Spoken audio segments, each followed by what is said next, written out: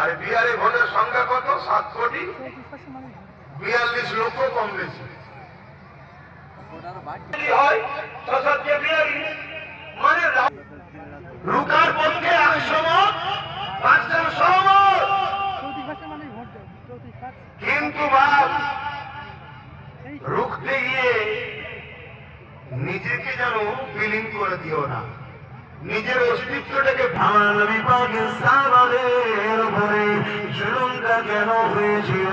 অন্যায়ের বিরুদ্ধে কথা বলেছিল তিনারা, এতিমের পক্ষে কথা বলেছিল, মানবতার পক্ষে কথা বলেছিল, খোদার্থ মানুষের পক্ষে কথা বলেছিল, অসহায়ের পক্ষে কথা বলেছিল। তাওহীদের বাণীর পক্ষে কথা বলেছিল তিনারা। এই জন্য সাহাবা হুজুরদের উপরে জালিমরা কতটা জুলুম করেছে। প্রথমেই বললাম, সাহাবা হুজুরদের পায়ে দড়ি বেঁধে, ওই ঘোড়ার পায়ে দড়ি বেঁধে দিয়েছে।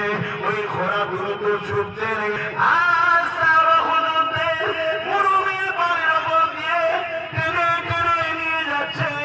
পিঠে চামড়া খানা ছিঁড়ে ছিঁড়ে তাদের কাছে জড়ো হয়ে যাচ্ছে। বালিকোনা কোনো পিঠেতে গেঁথে যাচ্ছে, রক্তাক্ত হতে লেগেছে। আল্লাহর জাত পাকের কসম করে বলছি, যার কুদরতি আদে আব্বাসে চাঁদ রয়েছে, ইনশাআল্লাহ এমন একটা জমিন আমরা করে রেখে যাব, যদি ফসল আমরা না খেতে পারি, মাঠটাকে চাষযোগ্য করে যাব। আমাদের বাচ্চারা ওই জমিনে চাষ করে ফসল খেতে পারবে ইনশাআল্লাহ।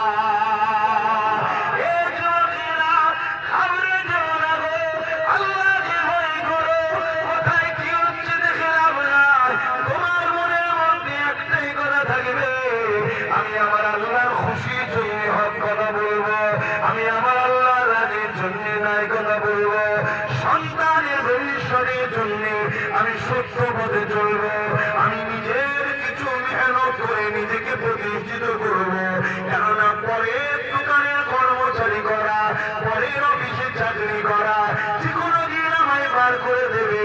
আর যদিও আমি ওখানে চাকরি করি, ওই চাকরির মাইনে বাড়তে বাড়তে বাড়তে শেষ জীবন পর্যন্ত যদি 50,000 1 লাখ টাকা হয়, কিন্তু আমার পরে ওই জায়গাতে আমার ছেলে কিন্তু আর চান্স নাও পেতে পারে। আর আমি মেহনত করে ছোট্ট যদি একটা কুন্তিও করে দিতে পারি, আজ আমার পরে ওই জায়গাতে আমার ছেলে কিন্তু মালিক হয়ে বসবে। এ যুবকেরা, তরুণেরা, ছেলে যদি চেষ্টা করে এক দোকান থেকে 10টা দোকান বাড়াতে পারবে। তাই বলে দিয়ে যায়, আমার রাসূলুল্লাহ যখন আমাদের যে নামাজের কথা বলেছে, রোজার কথা বলেছে, হজের কথা বলেছে, দাড়ি টুপির কথা বলেছে, মানবতার কথা বলেছে, ইনসাফের কথা বলেছে, ইনসানিয়াতের কথা বলেছে, গরীব প্রেমের কথা বলেছে, খোদার তোরে খানা খাওয়ার